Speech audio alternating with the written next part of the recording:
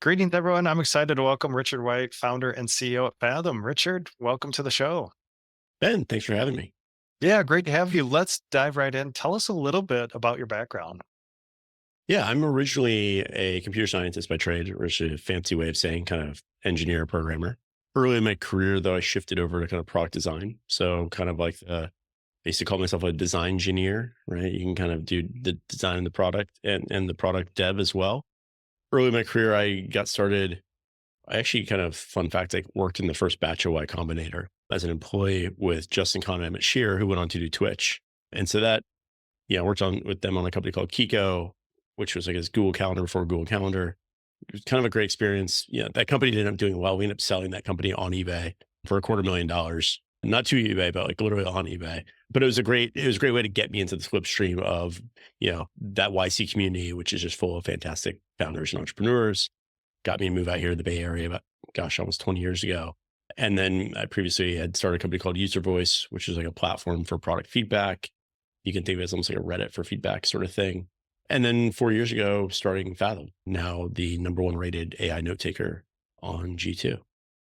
Yeah, definitely seen Fathom in a lot of Zoom meetings, and yeah, that eBay. Of course, there are tons of sites where you can list your app or SaaS company, but eBay, that's awesome. I love that. First time I've heard that. Yeah, I think when it happened, they're like, "Is this the future of M&A?" And we're like, "No, it's not. This is just like a random thing we're doing." My buddy Justin is very good at kind of building hype for things. Yeah. So, Yeah, a one-off with the eBay yeah, listing, so probably not expecting that. But yeah, let's talk about Fathom. Tell us, I mean, I know, but tell us about the products and or services that Fathom offers. sure. Yeah, we are. Like I said, number one rated AI note taker. We're also Fathom is completely free. We have some premium features you can opt into, but unlike most SaaS companies now, we actually have a forever free product that's really, really good and what majority of our users use. And so we kind of saw this opportunity a couple of years ago where we thought, gosh, we think AI is going to get really good next couple of years. And let's go build, a really high quality kind of call recorder, transcriber that will use AI when it's there to write really good notes. So you can just focus on having a conversation and not having to like scribble down notes on a paper or a Google Doc while you're talking to someone. And so, yeah, we've seen really amazing adoption all 4 years, but really a lot in the last year, right? I think what we've seen is that now the AI can write notes better than almost any human I know, right? And it can do that without you having to give it any thought, right? And so it really, I think, is we get messages all the time about how people say like it's really changed how they work, right? Made them a lot less stressed. They're not worried they're missing out on something someone said. They don't worry about, oh gosh, all my calls blur together, right? Like I don't remember that meeting from this morning, sort of thing. And so it's really fun to build a product where you kind of get that kind of customer love in spades. That's great. Is this something you just woke up, "Hey, I want to build a call note taker," or was it just being on all these video calls and just like, "Hey, I just trying to solve my own pain"? It was definitely solving my own pain. I think right before the pandemic, I was still at UserVoice, and I was just doing a ton of Zoom calls, mainly around actually user research. Like I was talking to a bunch of customers about products we were thinking about building. And I remember just thinking like the product we're thinking about building is pretty cool, but gosh, this taking notes thing is really painful. And it's one of those things where you stub your toe on something like once a month, you don't do anything about it. You stub it on it like twice a day, and you're like, okay, we're going to like stand down the corner of that cabinet, right? So I stopped doing that. And yeah, I think I was in the zone where I was doing 15, 20 Zoom calls a day, 15 minutes a piece, writing notes, cleaning them up afterwards, trying to compile them into something useful, and then doing all that work. And 2 weeks later, being like, I don't remember 80% of what these conversations were, right? Mhm. So that was where we kind of got started. Okay, and are you the solo founder? Did you have a founding team with Fathom? I had a founding team. I was fortunate in that we kind of brought over a lot of some of the core engineers from UserVoice to start Fathom, which is great, right? Having started now two companies, they look very different in the first 6 months, right? One was me falling asleep with my laptop writing all the code myself. The other one was me with Fathom starting with, I think 4 or 5 really killer engineers. And that just gives you such a huge leg up, right? Mhm. Yeah. And then let's talk some stats and figures. What year? So about 4 years ago. So was that about 2020 founded Fathom? Correct. Yep. Okay. So about 4 years ago. And then do you guys have a headquarters location or are you virtual? We're fully remote. Fully remote? Okay. And then what's your current team size? We have 45 folks. 45 folks. Okay. And then anything you want to share around ARR ranges, revenue ranges, scale? No, I mean, we generally keep it pretty. we keep a pretty tight lid on that stuff. I think you can go you look at some public signals, like we're in, we've got 10,000 companies that have used Fathom and connected to their HubSpot account. If you go look at our G2, you'll see almost 3,500 reviews and a perfect 5.0 rating. Those are all the largest numbers you'll find for anyone doing something similar to us. So by those metrics, I think we're doing all right. Yeah, definitely. Yeah. So lots of companies using Fathom and go to market motion, Mhm. probably very different. I don't know, maybe it isn't today versus when you started. So when you founded 4 years ago, like how did you get initial traction? Yeah, it hasn't changed too much. I Mhm. mean, we always believed that there was a real word of mouth or virality component to this product, right? You're going to bring it to your meetings. You're going to have to explain why it's in that meeting. You maybe will even share the notes that the AI takes with the other people in the meeting, right? Because they will thank you for it, right? And they'll really appreciate that. So we kind of always thought there'd be like a viral flywheel you could get going at some point. And then I guess where we got lucky was Zoom announced they were building a new marketplace right around the time we started. And so we were fortunate to get into that program, and kind of bootstrap our go-to-market on that Zoom app marketplace. And, I'm forever thankful to that team, especially Ross over at Zoom, for getting us into that program.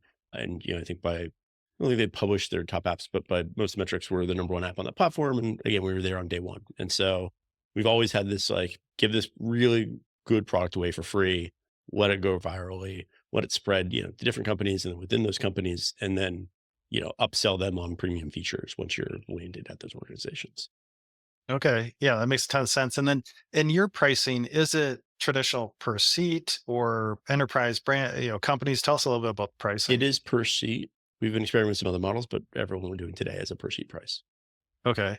And then I assume like I'm a CFO, not a engineer, but say the AI component and transcribing and notes and doing that, like obviously some subscript like on your side back end to some AI platform.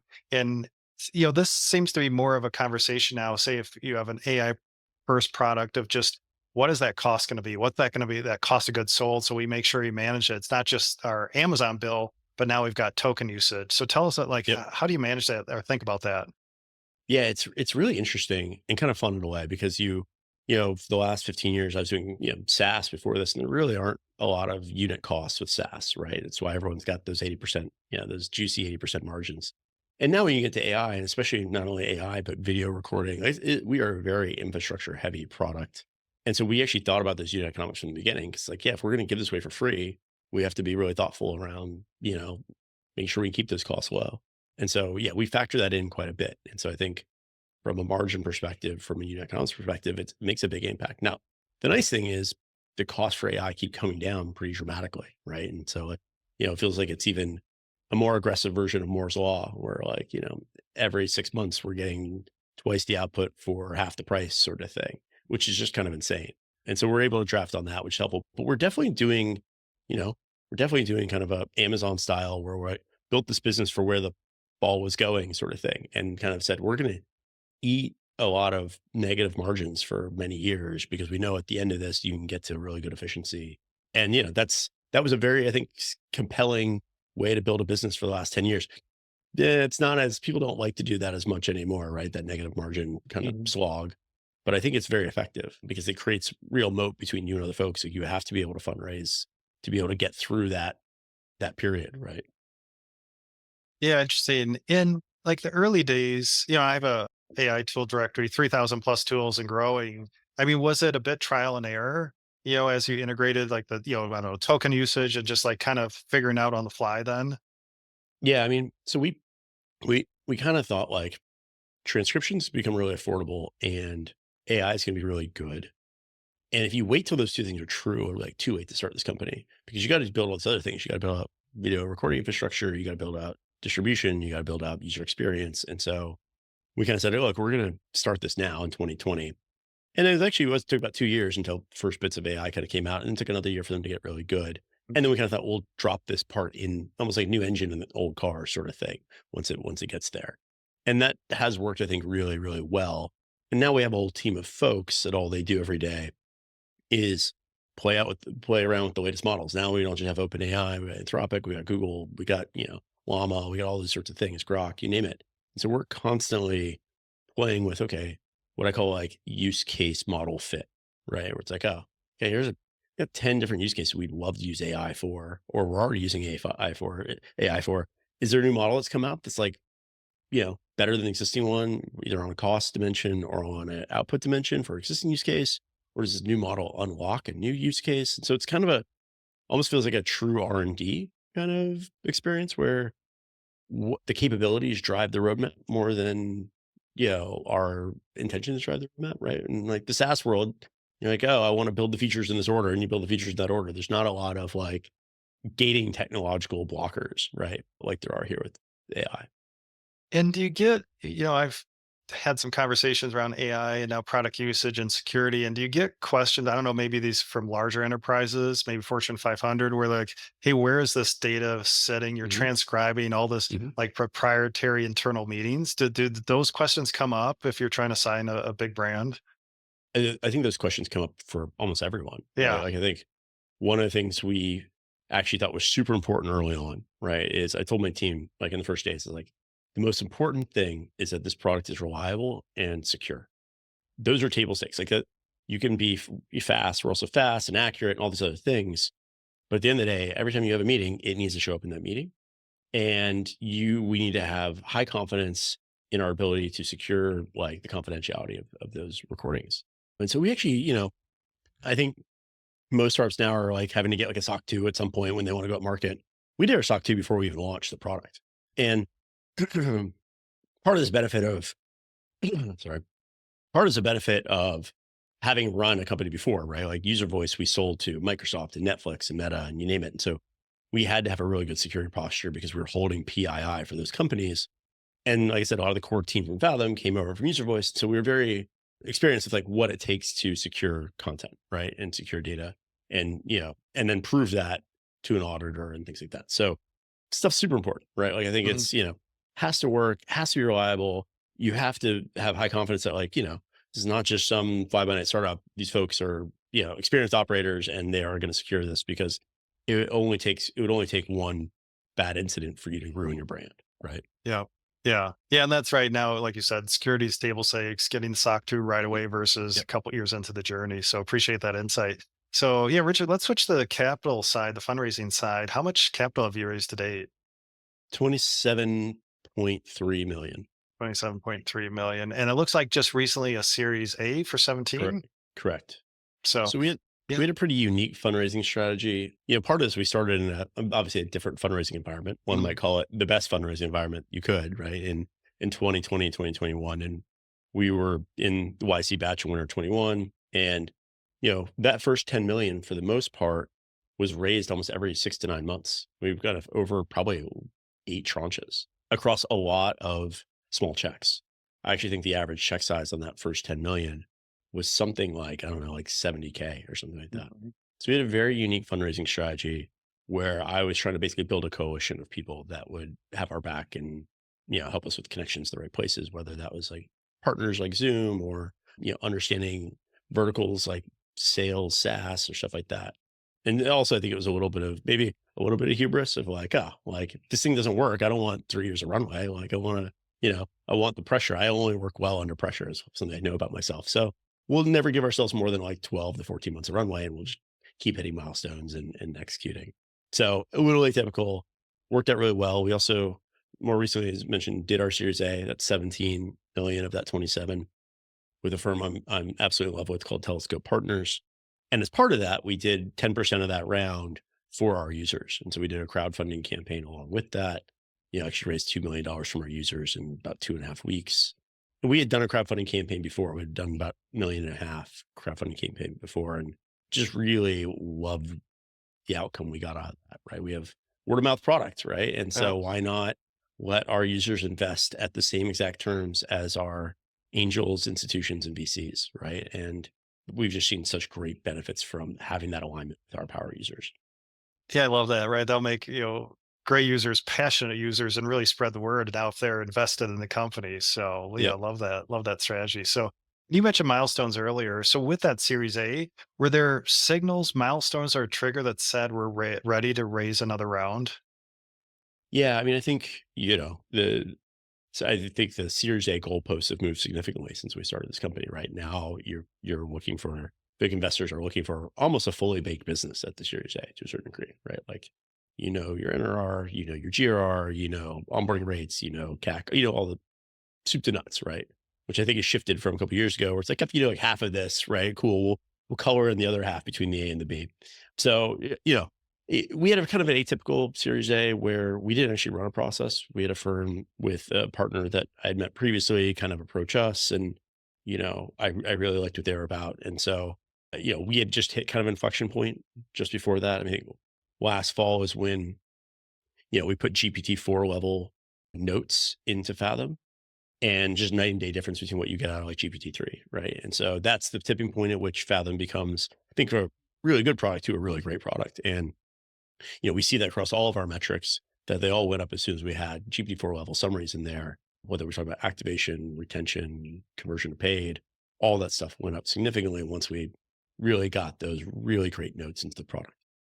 And I love that the journey, Series A, of course, as a SaaS CFO, love calculating all those metrics. So maybe Series A, like you said, now we have to prove our story with data. Maybe we know some of those, not all, but interesting. Like the goalpost move now with more maybe Series B expectations out for Series A of just having your financial house in order. Yeah, it feels like, Series A, pre 2022, and maybe it's earlier in the pandemic, maybe before that, was like, you get to $1 million in recurring revenue, you know one of these metrics really well, like, oh, our LTV to CAC is really good, or NRR is really good, or something. But yeah, you don't have to have everything figured out. Like, but you got to a million in 12 months, 6 months, 9 months. You pretty quickly. Mhm. Great, we'll go, and we'll at the B, we'll wait till you're at 5 to 10 million revenue, and you're right. All of these metrics inside and out. Now, kind of just like pull all that B stuff forward is kind of what I've been hearing and seeing in the market. Yeah. Yeah, no, it's interesting pulling all that forward. So in Richard, so the fundraising journey, 27 million raised, a lot of small checks, Mhm. tranches, now a larger Series A. So for other founders listening, any lessons that you'd like to pass on, either in kind of the early part of your fundraising process? Did that work? Was that too much work getting all these checks, or any advice to pass on there?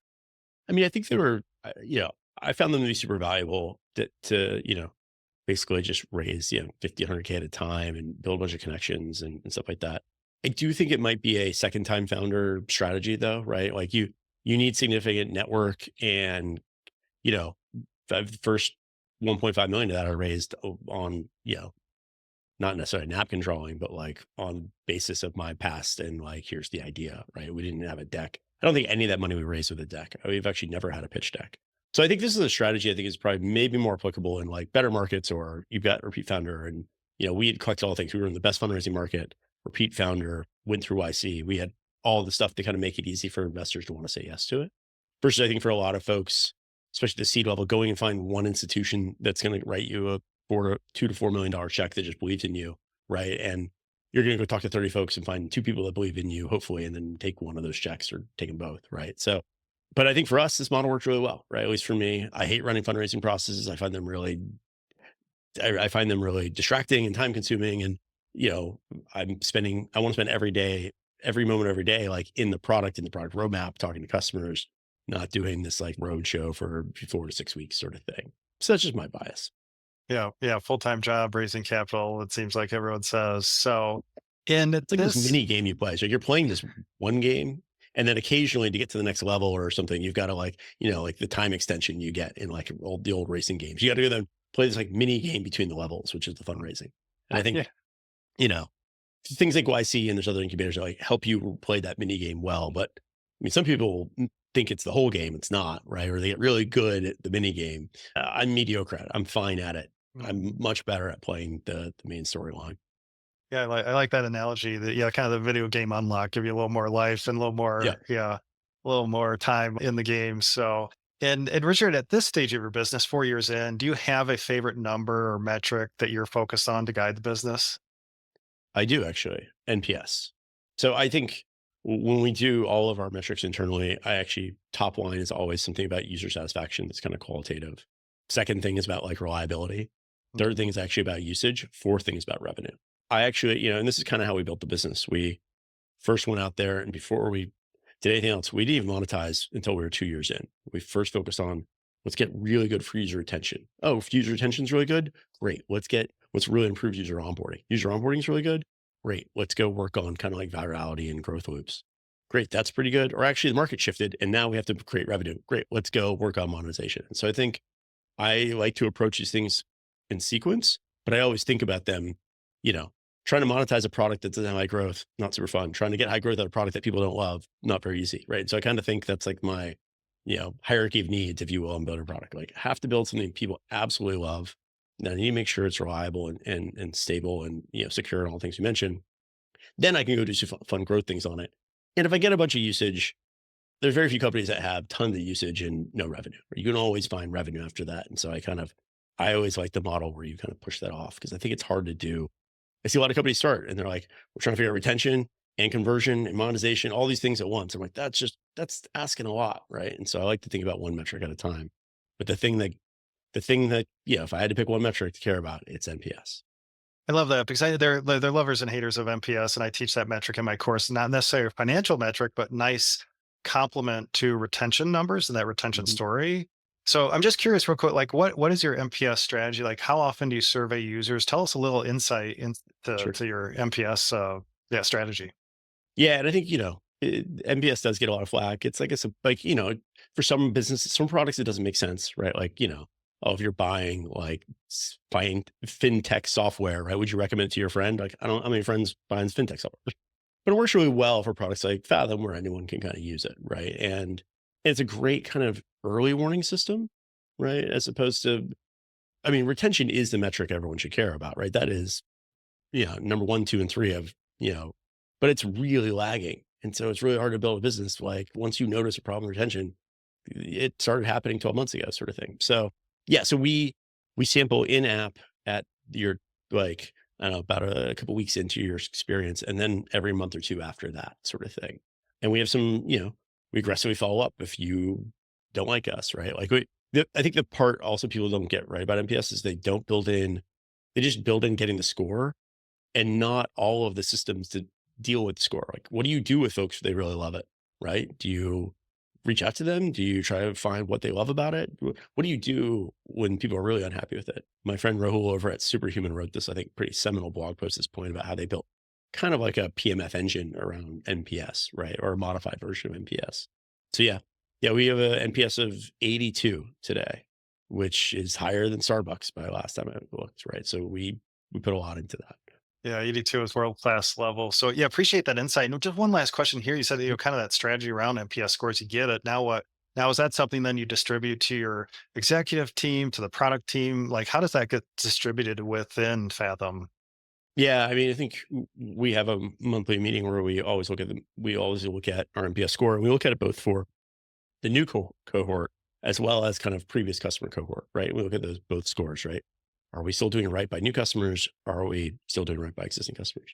But mostly, I think the thing that matters, like, how do we build out a lot of infrastructure to like follow up with each of those users, find out why they love it, action them to do stuff for us, right, or give us more fidelity. It helps drive some insights on the roadmap. I think that's one place where it's valuable. It's obviously super helpful with finding your champions, and then let's send them some swag. Let's get them into our beta programs. Let's invite them to invest. All those sorts of fun things.